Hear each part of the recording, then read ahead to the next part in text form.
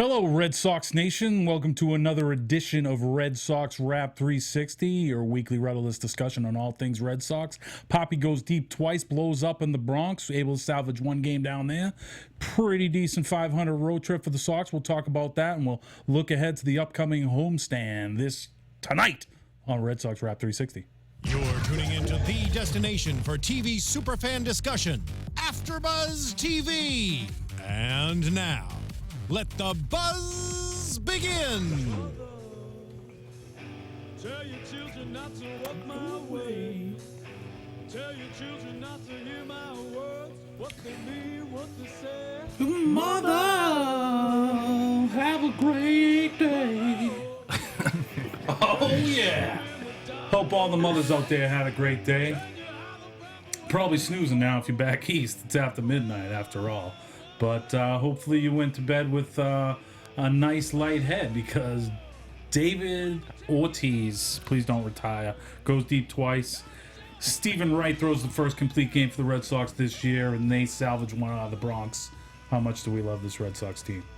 Yeah, we're big fans of this Red Sox team. It was looking pretty good about halfway through this week. I was feeling really good. We got knocked around a little bit in the two games against the Yankees there, but yeah, Big Poppy. I guess, you really just don't want to tick off this guy, because when he gets focused, I mean, you see what happens. 2 bombs today. Can we start some sort of Twitter campaign? I'll let you guys hash it out, you Twitterverse guys, but I don't know if you call them pound signs or hashtags, whatever have you. Hashtag stop giving Poppy gifts. And maybe we can get the gift train to settle down, and then maybe, begging him to come back for one more season. Yeah. Well, there was a great little gift that someone stirred up in New York to say they got $10,000 raised to have a bench in the park. It's in Central Park in New York City. Okay. With Poppy's name on it and all that stuff. You can do that.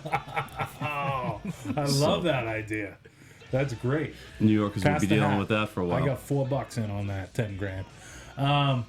It was great, and what I'll always think about Poppy when you're bringing up the Yanks is when the new stadium came and that construction worker put Poppy's shirt. Sure. Yep. And they dug it up and everything. They dug it up. Spent about 75 grand digging that thing up. That was nice. That guy shouldn't have said anything. He should have never said anything. He should have let them go have a Babe-esque drought, Right. for like 80 plus years, and then bring it up. Mm-hmm. It's probably because I buried that jersey in there. But Stephen Wright, can you say enough about this kid? He's unbelievable. Coming into the game, he was 3rd in the AL in ERA, so that only went down. Mm-hmm. I thought talk to me. I thought This guy's amazing. What's really got me tonight that I didn't, I guess I knew, but maybe I didn't see it as clear it was. This guy can feel his position. Yep. He was all over the field tonight. There were a lot of ground balls right back to him, a couple of weird plays. He just looks really comfortable out there. You can tell his teammates love him, which is, the way he's pitched. It's tough not to have your teammates love you, but Poppy was all over him. He just looks comfortable, and I'm excited about what this guy brings, because it seems like he's settled down and he's not going anywhere. Yeah. It's like just have him get in that Timmy Nuts mode, where we're just like, okay, you can just think about who you're going to field for 4 pitches. You don't have to worry about number 5 spot or number 4 spot or number 3 spot, wherever he's going to be in there, because that guy's, you're just going to re him up every year. Right. Boom. Here you go. $7 million. That's yours. Oh, well, this day and age, it's probably more like 12 mil. But, Timmy Nuts back in the day, he was that 5 mil re-up every year. Every year. It's just they have that endless option on them that they just picked up every single year. And it probably resulted in Timmy Wakefield's, agent banging his head against the fucking, hello. Yeah. Keep it G-rated, gang, against the wall. But, it was good for the Red Sox. He had a happy client in the end, so. Happy client. He's got a job at every dealership in New England for the rest of his life, car dealership in New England, 50 seconds of commercial time, and he's, and he should eventually have Sullivan a 49 Tire is going to hire him for the next 30 years. up on that right field facade, at some point. One thing interesting about Stephen Wright is that Yes, please. he's right up there with innings pitched with the rest of our starters. He's got 7 earned runs. He's only had 2 home runs, which is a little odd to me, especially for a knuckleballer. You would expect that they're going to be letting up a ton of bombs, right? He might have but he he might have doesn't. 3 now because he let up one tonight to Right. let up the shutout. And Yeah. that was such a heartbreaker. I Even wanted to so, watch that. he's not letting up a ton of home runs. He does have quite a bit of walks, but I mean the average is like 172, which is great. Very economical tonight throwing too. Did he even break 100 pitches? I don't think he did. Yeah, that's insane. How about the play to end the game where he struck out the batter and it went all the way back to the backstop. Hannigan throws it down the line. And again, hand ram. Hand ram, dude. I mean, just an awesome play to handle that. He doubled it up. He tagged him and had the bag at the same time and it was just an awesome play. And he had a couple nice picks this week too. He's really, really played well. Yeah. Yep. He's Didn't turning- look great at the plate tonight, but he has been hitting well as of late. Yeah. Yeah. And that's another reason why I want to start that campaign of stop giving Poppy gifts. Because, I didn't mind that Poppy was retiring because I was thinking, all right, Hanram is destined for that DH role. But now he's playing such a serviceable first base. That's what I'm saying. It's like, okay, maybe we do bring in Edwin Encarnacion at 4 years at 90 mil just to be a DH for us. No? No. No? All right. Maybe. We'll see. I mean, it's kind of tailor-made Fenway swing, but, I hear you. Usually when we give out those big contracts, it isn't working. Case in point, number 24, Mr. David Price. What are we going to do with this guy? Did he finally get a blemish on the record? He did. He took a loss, right, the other day, 4-1? He's 4-1. With the 4th worst ERA in the league? Yeah. Who's that? Who's playing rookie ball right now? I think that, David Price, I'm not super worried about him. I don't think anybody else in the Red Sox organization is super worried about him. I think it's more media that's blowing this up. I think the general consensus from people within the organization is that, there's a couple mechanical things that he might be able to fix. His stuff still looks good. Let's just, keep pace with what we're doing here. It's a I think he's lot gonna turn it easier around. to, wait for him to round into form when the Sox are, 5 games over 500 now, or 4 games over 500. Apparently, Petey saw something in his delivery. Yeah, I heard about that. That is great news. Yeah, it is. It is because he got somebody going last year too on a pitcher. Yeah, Or a hitter. He got a hitter going. It was. Was it Hanram? No. No, it was the guys in Oakland now. But yeah, first baseman. Oh no, not Napoli. Yes, Napoli, Where's he now? Cleveland. Cleveland. He Sorry. was with Tito. Yeah, Yeah, but he that's got right. Napoli going And last he year. didn't get him going on like a 4 or 5 weeks binge where he was raking. Yeah, So that's good. I mean, that's why this guy's destined to be a coach. Yeah. yeah. So he's not ready for the coaching reins just yet, as he went deep with a bomb tonight and is hitting about 315, top 10 in the AL. Yeah. Maybe 6th. I don't know. I haven't been up on my AL leaders, but Yeah, that was a great first couple batters for us tonight. Mookie Betts just watched a couple balls way outside, and then I felt like Dustin Pedroia just knew exactly what he was going to throw and just waited for that high heater exactly when he knew it was going to come and just unloaded on it. He's been going to the opposite field. The whole team, I think, Chili Davis must be having them kind of embrace that. Yeah. Because I think, how many of his, he's got 5 home runs, Pedroia?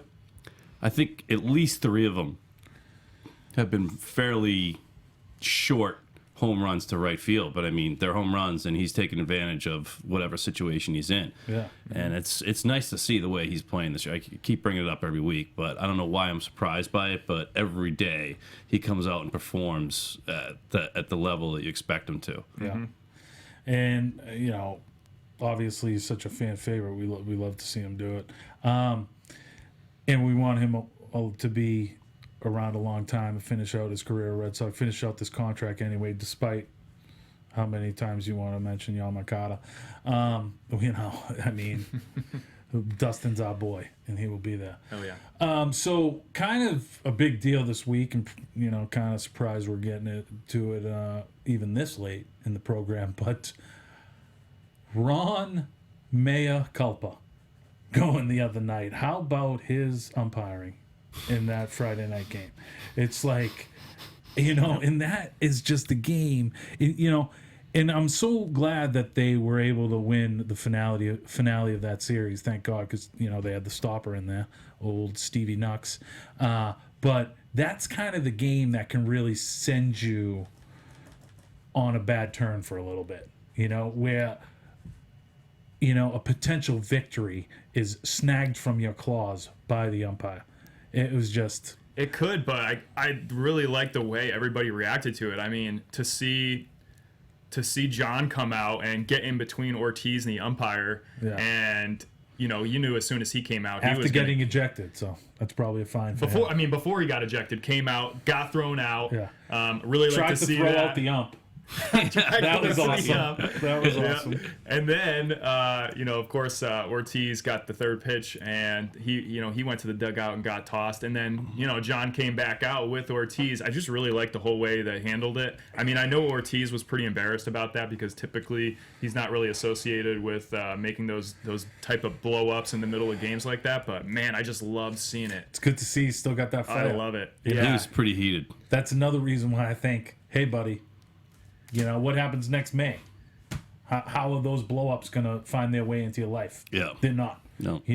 Your wife wants to watch, Real Housewives. You're going to fly off the handle? Can't do that at Dunkin' Donuts. No. It's not going to be allowed. No. That is for the ball field. You've proven that in your career. I mean, it's probably why I'm wifeless. But, the guy, he's just hitting too good. I mean, so these homers put him second all-time in Red Sox for home runs. Past right Kyle Yastrzemski. Passes Yep. Kyle Wow. Yastrzemski, yes. I mean, ridiculous. And so you're looking, as he goes up on the countdown, like every single home run. And they were saying the other day about, I think it was maybe on one of the MLB telecasts, and they were showing like last year's of Yaz and Ted Williams and Poppy, and it's like speculating on what he's showing. It's like the best last year home run total was like 37, which was like I think it was Dave Kingman. He had 37 homers, and he was still like 38. So if he hits 37 homers this year at age 40 and hits over 280, it's like, how can this guy walk away? He's going to do it to you. Don't do it. Don't. He's gone. Why announce it before? Don't take the gifts. Leave it open. I was right One on more year at 22 mil. I was right on that train with you last week, but I think that over this past week I've come to accept. And it's with it? it's not that he can't play ball anymore. Clearly, I mean, the guy can hit the cover off the ball every time, but he's got other priorities in his life, and you got to kind of give him some respect for that, I guess. I guess he's ready to move on. With priorities. That's real impressive. Yep. If you guys don't know these folks already, I mean, you haven't been watching long enough. This is Ben Fay, Kevin Finn. I'm Mike Conley. This is Red Sox Wrap 360.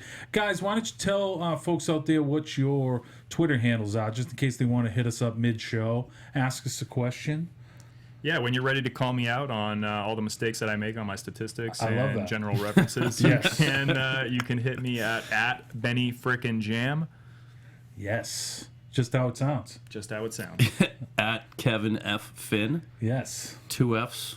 Two Fs, Ns. 2 Ns. Boom. Beautiful. Beautiful. Hit those guys up. Let them know they're doing a bad job, doing a good job. Feel free to pass notes along through me. I think I have a Twitter handle up here, but it's really not mine. So if I haven't responded, it's nothing against you guys. It's just that Mike Conley of the Memphis Grizzlies haven't gotten back to you yet. And he's probably like, why are you asking me questions about David Price? Is quite frankly what he's probably saying. So yeah, hit him up. Check us out on YouTube. Let us know in the comments section if we're doing a good job or why we're doing a bad job, and rate us on iTunes if you listen to us when you're on the treadmill Monday mornings. Maybe you're on the iTunes train. Just let us know. Let us know. Maybe we can sing a little bit for you to keep that output going. We actually already did off the top of this mother. A little Great tune. Danzig for you, for all the mothers out there. Happy Mother's Day. Any special notes to say to your respective moms? Yeah, happy Mother's Day, Mom and Yeah. Grammy. That's it. That's nice. Happy Mother's Day to my wife Oh, and my mother. that's it. Cash the end of the show. Cash make a nice card for his mom He this did. week in Yep, school. yep. Very nice, very nice. How the Giants doing? They over 500 still? We're under 500. Oof. We got our first playoff game most likely this Saturday. Oof. So Keep me abreast on that. I might have to come and give my pipes Yep. to the cause. So you really another guy that we've been pining to have back this week. Actually, before we go to that, let's not let Ron Mea Culpa off the hook just yet.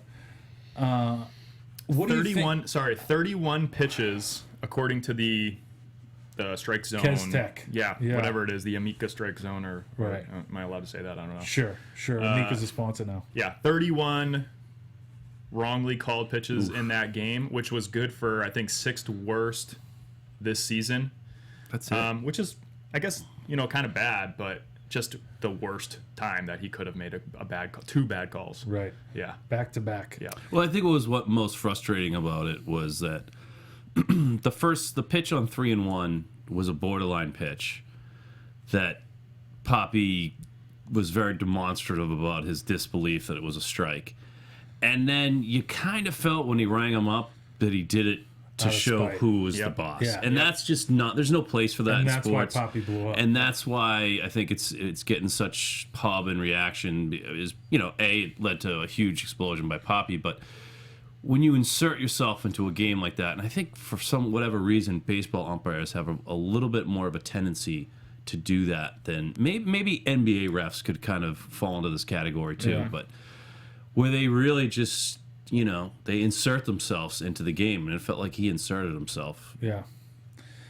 I kind of feel bad for the umpires. I mean, in baseball, it seems like of all the sports, those are the ones that get shown up the most, And, I'm all for getting Kestek in there to be like the strike call, the strike and ball call. Like, I don't want it to be a challenge system where you're challenging balls and strikes. I just want it automatically called. And you keep the umpire So what, the back umpire would be back there and he'd just take a signal from center field, like green or red? or a buzzer in his pocket that's signaling, and so allow that to happen and get rid of all the other replay. All the other replay is garbage. I mean, this stuff they have now where guys challenge in 8 out of 10 or 9 out of 10 times, they just go with the call on the field because either the guy made a good call or there's not enough evidence to overturn it. So it's like, is it worth it for that 1 out of 10 to hold the game up as much as they are? Especially when this is supposedly a sport that is like being conscious about how long the games are. While I agree with you there's actually a lot more that goes into it when you start talking about auto calling balls and strikes. First of all, you have players that are different sizes. So the difference between Ortiz's and Pedroia's strike zone is quite a bit different, right? Pedroia's strike zone starts like a foot off the ground. Well, yeah, I mean, and I heard somebody saying that the other night, the smart guy they bring in, the writer from Alex Spire. He kind of mentioned this stuff and how like it hasn't come along. That Amica pitch zone doesn't adjust for. But I mean, And the let's go. How long have we have if we've had Kestek for over 15 years? Yeah. We don't have the technology now to adjust it for guys' height and like. Well, the other strike zone? thing is that strike zone is it's taking a point in time, right? Where you also have a prism of a strike zone where it starts with maybe at the front of the plate, maybe an inch in front of the plate to I don't know what is it, the back of the plate or like a half a foot behind the plate, right? So there's a gray area there where you can say, okay, well, did it cross the prism at some point during the pitch? They don't have the technology right now, from what I know, to be able to detect. Okay, and then ridiculous. again, you have a batter that's changing where he's standing in the box, and there's just a lot of variables. I don't think that they're at the point now where they can do that. That's amazing to me that they have not dialed that in to the point. Sega has it down pretty good. From what Yeah, right. I don't know why they Get just can't the translate that. Sega people know what I on mean? board. Right. Unbelievable. Jackie Bradley Jr. extending that hitting streak. He's our number 8 batter. Is he at like 14 right now? Yeah. Yeah, that's No. impressive. Yeah. I think. And Alexander Xander, everybody. And Xander He's got a little hit Extended streak going. hits. What's he, like 10? with a home run tonight. Yeah, that was nice. Yeah, it's good to see like the old guard still hitting, and now these young guys can kind of like get hot at their own time. You know, we haven't seen the best of Mookie. We had that 1 week of like vintage Mookie, but he hasn't really gotten on one of his tears yet. Now JBJ's heating up. We got Petey heating up. Poppy's been good pretty much all year. Maybe a lackluster week in there, but I'm gonna flip the script exciting. on someone Flip the script here. who Kev, do it. I've been a little bit of feel like a positive light for, and now the light's gone for me. Oh boy. I'm done. Oh boy. I'm through with trying to hope for the best for him. Okay. One Clay Buchholz, and I know he just had one of his best outings, Right. And it was that outing which basically sealed the fate for me. I mean, he came out in the first inning and was getting smashed, and it was just so disheartening. And yes, he turned it around. And he let up a home run in the first inning, and he turned it around and ended up turning in one of his best outings of the season. Right.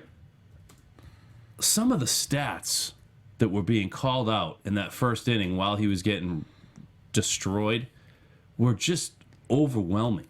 I mean, he's got the highest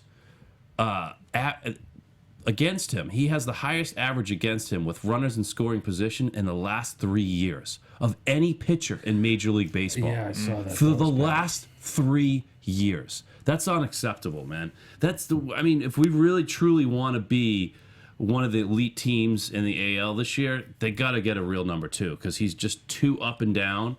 And personally, I don't think he has the mindset. I think he's shot, man. He's all over the mound. They're talking about trying to speed up the time he takes in between pitches.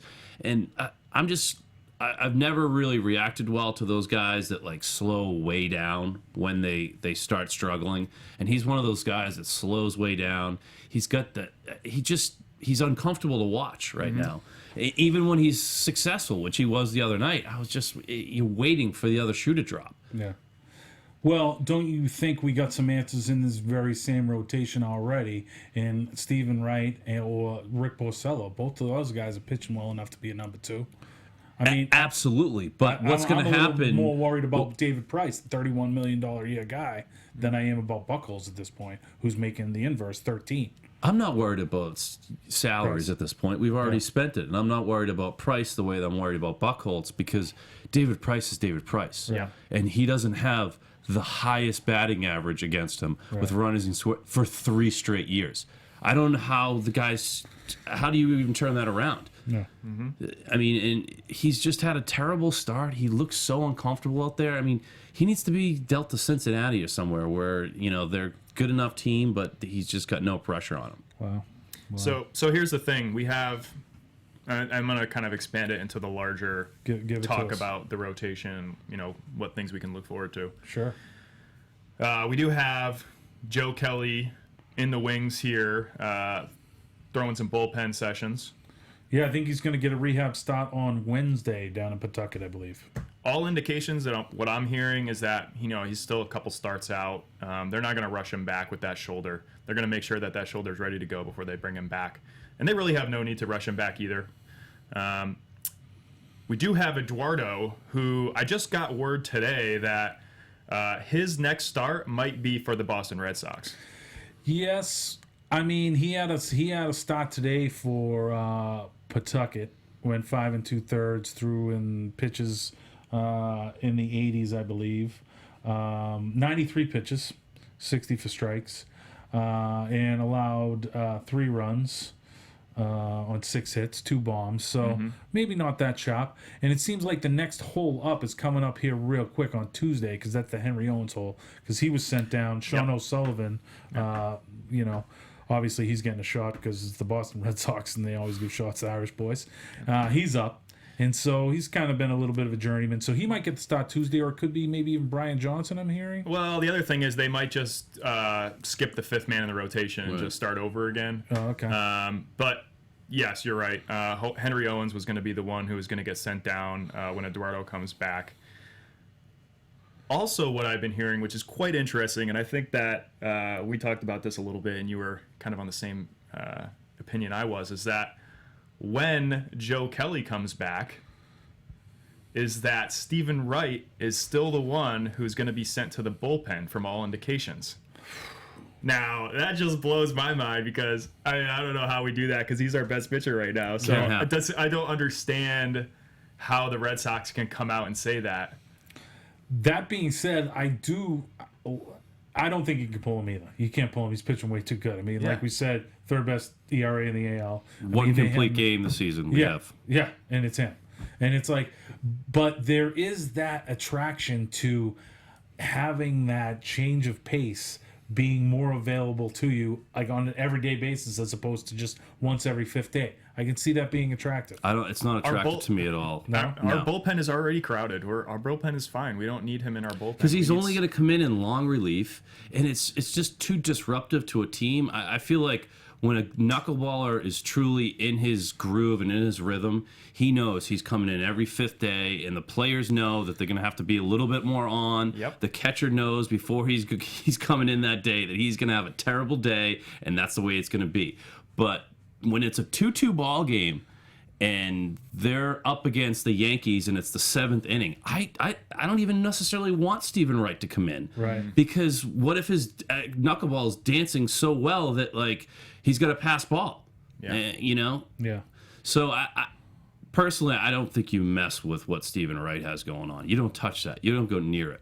Mm-hmm. Maybe you say the right things for the veterans right now, but with starting pitching, especially for the Red Sox the last couple of years, things have had a way of sifting down.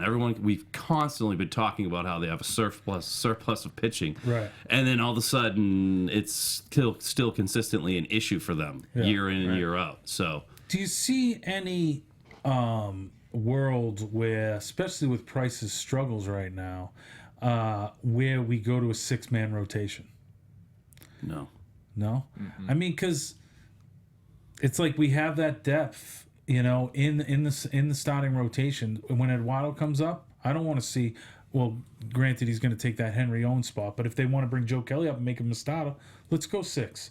And then it's like, because you have all these guys, everybody other than Price is going to be on some sort of an innings limit. So it's like, why not take care of that gradually throughout the season rather than get to a point where you're in the start of September and it's like, sorry, this guy's at 160 innings, he's out.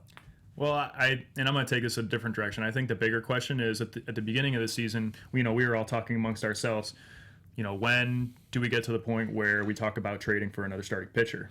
Now we're in kind of a different situation, right, where we have a surplus of pitching, not necessarily good pitching, but we have a surplus of pitching. Where are we looking? Are we looking for a number 2 behind, assumably, David Price by the end of the season, or are we looking for trading for a guy that's going to round out our rotation when eventually Joe Kelly and Clay Buchholz get hurt again? I'm looking for Dombrowski to finish the branding of this team that he hasn't finished doing yet. David Price was like the outline of the first branding, and now this in-season trade that's going to involve Clay Buchholz and another one of our prospects is going to bring us the second piece of his genius concept that he has for the 2016 Boston Red Sox. I hear you about Dombrowski. I mean, I was thinking like that. Is he just going to sit on the sidelines while this happens with other people's players? Come on! No, instead he's just going to totally pillage the Ben Cherington, Theo Epstein built farm system and ship it away for somebody. But he's going to wait. He's going to wait, and we'll be patient, hold. And I mean, we've got Swihart going to left field we're talking about down in Pawtucket. He's playing some outfield. We have a little bit of a logjam system going on here in our lower tiers, and to me, I don't know. I think something has to change in the rotation. It's going to. The guys that are starting the starting 5 are not going to be the starting 5 at the end of the season, and they're not Dombrowski's intended 5. This is not who he wants to put out there every 5 days. Yeah, I kind of thought coming into the year that he was going to make a big splash, like bring in a Chris Sale or somebody like that, somebody of that ilk. But where the Chi Sox are out to a good That hurt us. start. Yeah. And he is unbelievable right now. The price might be too high on that. I mean, it isn't Buckholz and, it's Buckholz and Rafael Devers and Andrew Benintendi and, I don't think their White Sox are sellers either at this point. No, they're winning to it. That's why taking 2 out of 3, in Chi-Town from them was so impressive and kind of lessens a little bit of the sting of Friday night and only taking 1 out of 3 in the Bronx. But tonight and having that stopper in there was very nice. So, you mentioned Dombrowski maybe making a big splash at some point this season. I was reading an article, and there's a lot of analysts that are out there this week saying, look, Los Angeles Angels need to trade Mike Trout. Obviously the Angels are going to come out and say it's not going to happen. And, I think it would be crazy for them to trade him. But, the Red Sox came up as a possible team that could put together a package that the Angels, would take. So, I don't even want to entertain that idea because it's so far-fetched. But with all this talk we're doing about, trading pitchers and having a deep farm system, I wanted to make our first question to the fans. Question to the fans. Question to the fans. I like it. Question. To the fan. I want you guys to tell us who we should be trading. Which positions are we buying at? Put together some possible trade situations for us, and we'll discuss them on next week's show. All right, let's discuss one right now. Seeing how you brought up Mike Trout, arguably the best player in the American League. Actually, probably not arguably, definitely. Maybe the best player in the And actually, just throw out another Poppy Don't Retire stat. Since June 11th last year, when Poppy started hitting, the top 3 OPS in baseball, Bryce Harper, David Ortiz, Mike Trout. Oof. That's not a guy ready to retire. Wow. But anyways, If they Trout's break going up- to take Betts going, Moncada, Anderson Espinoza, and then probably 2 other prospects. I'll throw an adult-sized hissy fit on this show if they do that. Yeah. We can't get rid of Betts. I don't want to break up what we have going on right now in that outfield. To me, bees. that is just, it's one of the best defensive setups up the middle, outfield, everywhere that I've seen. I don't want to mess with this mojo right Brock now. Holt's I doing will the mess job. with that. I'll take Mike Trout all day. You can put together the craziest package, and I'll take that. Man. Yep. He's a good ball player. Oh. So, Eduardo Rodriguez. Because we need power. I mean, we need power. Eduardo Rodriguez, Mookie Betts, Rafael Devers, and Anderson Espinoza.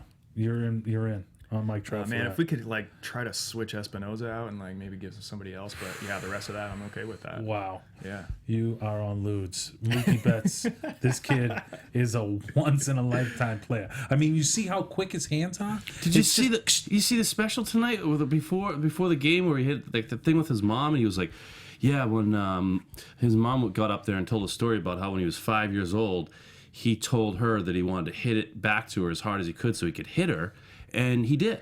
At 5 years old, he drilled it off his mom's head after he told her he was going to do it. She's like, I'm never throwing to you again. So then she was like the team baseball coach.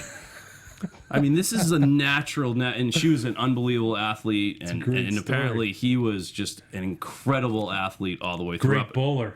Mike Trout is an unbelievable athlete, but Mookie Betts has it, and I don't want to. And he's homegrown, has it. It's know. don't get rid of that. Do you think that he maybe needs to downsize his chain a little bit? Because maybe that's throwing off his batting. I mean, how can you say that when you got your leader wearing an Olympic medal? Well, from he the, has earned the right to wear that Olympic medal. I mean, But the Big Poppy one this year is just crazy, dude. The 500 home Medallion, run yeah. thing? It's The one he wears. the one he wears, Oh, yeah. yeah. I mean, that's That's for real. and I mean, even Travis Shaw wears bling. He's got the mayor of Ding Dong City, Travis Shaw himself. Oh boy, I mean, whatever that guy wears, I don't care if it's a cowbell around his neck. I mean, that guy just still rakes whatever it takes. I mean, and just under the radar raking. And our boy Hamram, who we touched upon earlier, you were kind of lambasting a little bit last week because he only had 1 bomb. He now has 3 bombs. Yeah, 2 this week. Yeah, and I believe 2 of those to Oppo. Yeah, that first one he hit was a little weird because he took a really high leg kick, and I thought he was trying to work out that high leg kick like out of his swing. Yeah. He's brought it back a little bit, but man, he really got a hold of that one, huh? Yeah. And the other thing you got to remember about the Sox and their power, everything that you're hearing and seeing, the weather has not been on their side, especially in Boston. So, a lot of the Latin guys are used to growing up playing in the warm weather, and it's like, hopefully when we do start getting some warmer weather, the bats are going to pick up just because. Definitely. I mean, Not only the Hitters bats, usually warm but, up with the weather. Not only the bats, but there's a bunch of statisticians going around saying that David Price is the Peyton Manning of the MLB, where he is terrible in cold weather, and that as the season progresses and it starts getting warmer, his performance tends to increase, and he seems to do a lot better. So, I mean, crossing my fingers that that's going to hold Hopefully true, there's right? some dome teams that make the playoffs, because Yeah. that's October. It's pretty cold. Yeah, well, yeah, And maybe that might explain to his... that might explain some of his past no, it's an behavior. El Nino year, it could be warm. Maybe we can pack it in the trout deal. I don't know if I would. No, I don't think I would do that. No? You wouldn't not do ready- that. I'm not ready to- Really? Oh, now he's Not, talking. not if I'm putting him in with a bunch of our prospects too. No, I'm not ready to do that. I mean... No. Yeah. Oh, like our favorite son on this show, we haven't even talked about him this week, and he made a major development with the panda. Not going to be seen for the rest of the season. I mean, it's fantastic news. What will we talk about? Yeah. I Well, mean, it's, let's just talk about this is great. so I'm just gonna reminisce back to Reminisce. a season ago when we signed Hanley and Pablo in the same week, and I was just thinking, man, our lineup is gonna be so hardy, so powerful, and I was so pumped. I looked up some stats, of how Sandoval was doing with the Giants. In 39 games in even year playoffs, he was batting .344. In the World Series Game 1, 2012, he had 3 homers in one game. Now, from an outsider looking in, I'm looking at this deal like, yes, that is great, right? Now the news comes out that the Red Sox have built no insurance into his contract at all. And apparently with big contract players, that's very uncommon for them to do that. Now, outside looking in, I'm thinking, yes, this is great. We just got a great hitter. How does the Red Sox general management let a deal like that get signed and not have any insurance, especially when you're looking at a guy who's, all indications is not keeping, that. Yeah, I that mean, could've there shaken had his to be body. some weight stipulations put in there, or else you don't make a certain, number. We talked a little bit about this week, last week, about instead of having an incentive-laden contract, maybe having a decentive-laden contract where it's like, okay, you don't make this money if you don't, certainly achieve this. But, I mean, just, not to beat a dead horse, it is nice to have him not around. And almost, like, remind you of Hanram last year when he got hurt at the beginning. Like, he was kind of hurt after smashing his shoulder on the wall early in May, but then finally in early September, they're like, just go home for the rest of the season. And it like feels like this is the same thing with Panda, and I think it really kind of worked. If that was a motivational tune for Hanram, he didn't really like getting sent home and not being around the team on a daily basis. And I think he really shows with the new attitude he's come back with this year. And, I don't think that's a small part of why he has come back with that. That and, the move back to the infield, obviously. But so maybe next year it's a situation where, we got him out of sight, out of mind so far for this year, but he can retain some of his value before we ship him out of town. How does he gain any value back? He comes back with a good shoulder. Yep. Manny is Hanram's in the DH hole. Poppy's retired, and a Panda has a good chance to win the third base job back. Okay. Yeah, You it's- put Travis Shaw at first base? Or I put Travis Shaw at third and have Panda learn how to play first. Yeah, I mean, it's Maybe I could be convinced that maybe he gets some of his mojo back in the DH role, but I don't see Or maybe him, he plays a little DH. I don't see him playing the infield for the Red Sox ever again. What if he loses 20 pounds? Boom, he's back to 270. yeah. I mean, you have to have something happen to Travis Shaw. He's gonna, if he plays the season out, he's gonna come in as the starting third baseman next year, and do you want that guy to be facing that drama of having to fight off Panda and this and that? Well, no, there's going to be a spot for him, whether it's third or first is where it comes up. I mean, the guy's playing third at a high level, I think, this year, but he hadn't played it since college, you know, mostly in the pros and in the minors. He was a first baseman. So I think either way, you have a solid defensive, pretty solid defensive guy playing first or third out of Travis Shaw, wherever he is. But his bat's He made a always going to couple be in the weird lineup. plays when he played first base this year for the Sox, though. Yeah. Well, there's got to be something to that. When you're playing third base, Sure. 14 out of 15 games, and then you're thrust over the other side of the diamond. It can't be that easy, Nobody can make the transition as smooth as, a Brock Holt. Looking ahead real quick to this week, back in the friendly confines, a chock-full week, 7 days. What's up? Just before we make any predictions, I wanted to just ask you guys real quick, any more what-if situations that we can put around the Pablo thing? Because if not, I want to make a pact with you guys right now. Okay, make the pact. I want to make a pact that we're not going to talk about Pablo for the rest of the season. Oh, yeah, this is because there's literally nothing else to say. Unless he shows up at the end of this season and there's a picture of him rocking a six-pack, I don't want to have any more conversations. Oh, no, he's out of sight, out of mind. Yeah, Deal? of course. Right, Deal? The Red Sox already did that Deal? by sending him out. I mean, he's on the 60-day DL. Okay, so in town this week, we got the Athletics of Oakland and the Astros of Houston. Boom. Little AL West tilt for you this week. Yep. Got to go 5-2, right? In the friendly confines. They need a good homestand here. They do need a good homestand. Yeah, my prediction is that David Price starts on Tuesday. It's David Price bobblehead night. Ooh. And he is going to turn it around. I think he's going to have like 13 strikeouts. Yes. And he'll go deep into the game. I like it. I love that. 7 innings at least, minimum. Yeah. He's fired up. He's fired ready up. to go. I mean, the good thing about it is there's a difference when your number one is struggling and your team is struggling.